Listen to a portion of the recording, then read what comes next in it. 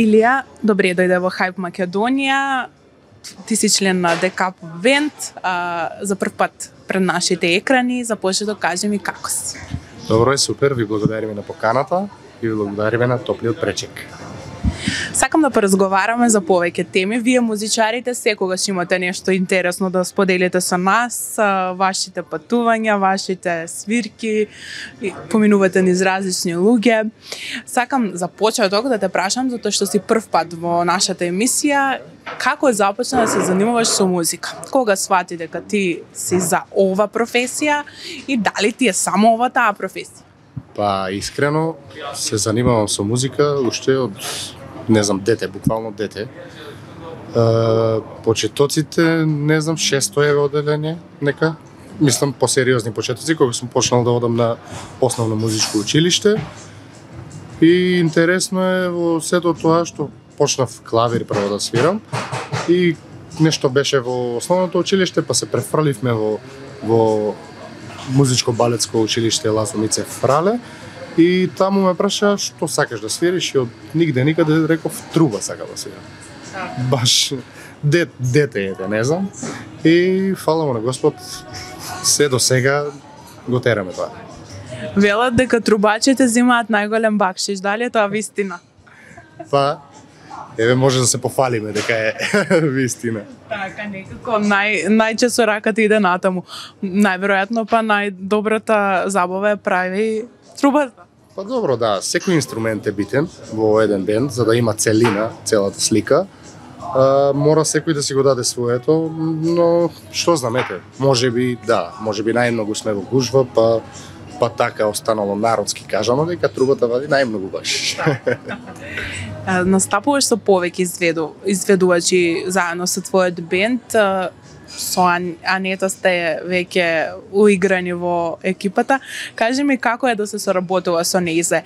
Во едно интервју таа ми кажа дека вие ја слушате, мора да ја слушате, затоа што сте вие многу помлади од нејзе, а дали таа ве слуша вас? Па мора да не слуша. Искрено. Значи, како што знаеме сите, Анета е најдобриот вокал на Балканот. Не потврдено е од целиот народ, а не само од нас музичарите. Но може да кажам дека Анета е многу голем другар. Односно, сега кога работиме веќе подолго време заедно, многу добра личност е, значи не знае да те повреди, не знае да те навреди, буквално се решава со дали може, да може или не може, или ајде да направиме вака, ајде да направиме така. Но се течи супер за сега, па се надеваме дека и од сега. Дали знае да ви искара малце некогаш? Па нормално, мора да не кара се. Ние сме млади. Така е. Како што спомнам, млад, атрактивен, популарен, можам слободно да кажам. Дали имаш обожавателки или можеби си имаш партнерка која што знаеш до каде е границата? Па да, си имам партнерка, да искористам да ја поздравам партнерката, па мора да имаме граница. Дали има некој така налет многу што се упорни да речеме, вие сте јавни личности, знаете нели да настапувате до касно навечер, секоја пеач, музичар си има нели своји обожаватели, дали можеби имаш ти таков проблем? Искрено не знам. Можеби, не знам, нека остане, не знам. Нема да се налути девојката, сигурно. Не, никако, во никој случај. Така. Кажи ми, што прво приметуваш кај некоја девојка? Па не знам, веројатно очите.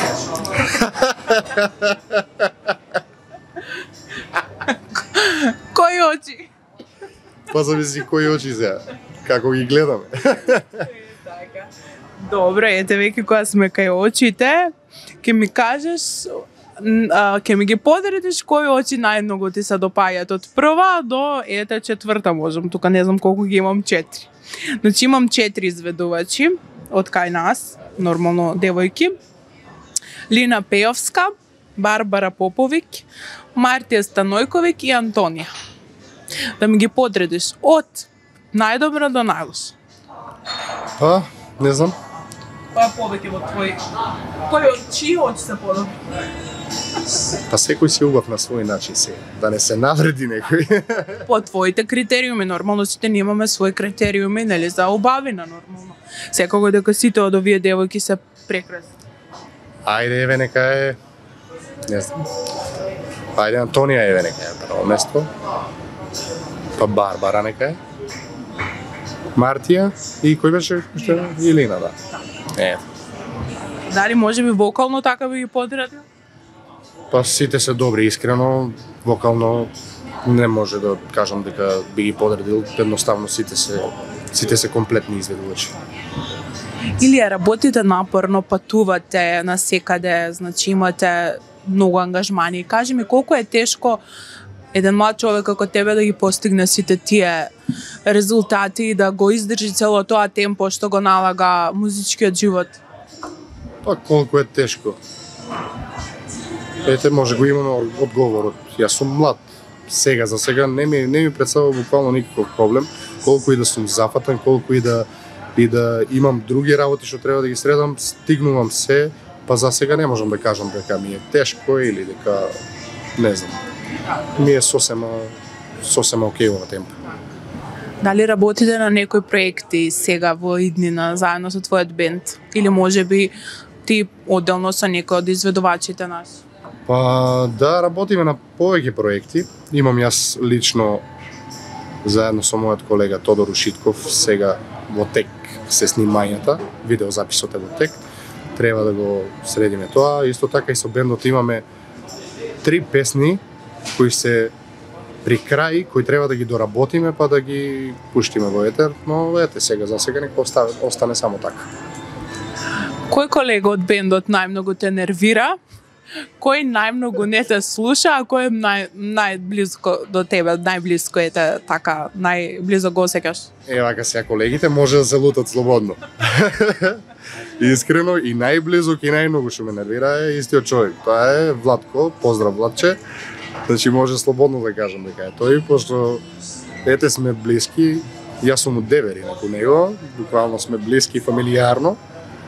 А кој највеќе не ме слуша. Не знам. Сите се слушаме едни со други. Нема такви поделби едноставно. А кој најмногу го вака почитуваш, го сакаш и може да речеме дека ти е најдругар од бендот? Сите буквално сите сме блиски, како што кажав, како една фамилија сме буквално, не постои начин за да се скараме до тој степен, па да си замериме или да остане тоа како лутина и да има последици. Не оставаме буквално. Така. Кажи ми, Илија, кој е најдобриот совет што си го добил во текот на твојата кариера? Дали постои некој совет по кој се водиш? Постои, да.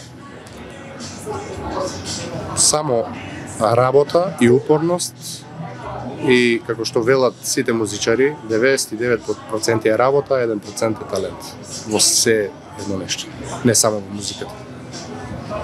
Кажи ми, дали ти на своја кожа си осетил или можеби пак е вистина тоа дека во нашите пејачи се многу помалку ценети во нашата држава отколку пејачите што доаѓаат од страна, еве да речеме србите.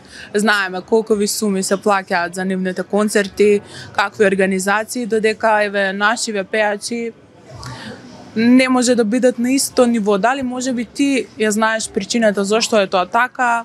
Еве знаеш, патуваш, гледаш, осеќаш на своја кожа. Која е твојата мисла? Па вака, да, дека се не да кажам поценети, туку се побарани едноставно и имаат повисоки цени, тоа е точно, да.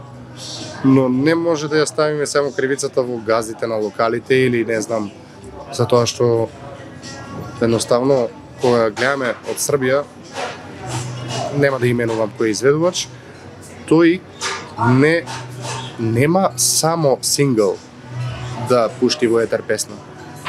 Тие ги прават цели албуми, од по 9-10 песни и со видеозаписи, значи тоа се, не знам, таму има многу поголем е улогот и затоа и многу е поголема и цената кога е во прашање поверувачката. А зашто нашите пејачи еве не може да си го дозволат тоа? Дали мислиш дека се во проблем еве финансиите или пак можеби продукциски немаме доволна продукција? кое што може да ги поддржи нашите изведувачи, што ги имаме реално премногу талентирани? Тоа проблем финансиите, не знам проблем за финансиите, но знам дека и едноставно и народот повеќе прифаќа странска музика, странски изведувач отколку македонски. Реалната слика е таа. Работиме на македонско да го смениме тоа, па. Се надевам дека вие сте иднината младите изведувачи кои што секој на свој начин придонесува за доброто на оваа естрада. Илија, ти благодарам многу што беше мој соговорник. Мислам дека интервјуто е кратко, ама сладко, како за почеток, така се сите интервјуа. Се надевам дека ќе се видиме во иднина со многу поголеми успеси, ако може да бидат поголеми од овие веќе што ги имате. Некоја порека за крај за нашите гледачи да ни кажеш совет некој. Ви благодарам на поканата уште еднаш. Поздрав и гледајте Хаип телевизија. Јас сум Илија Мицев, а вие гледате Хаип Македонија.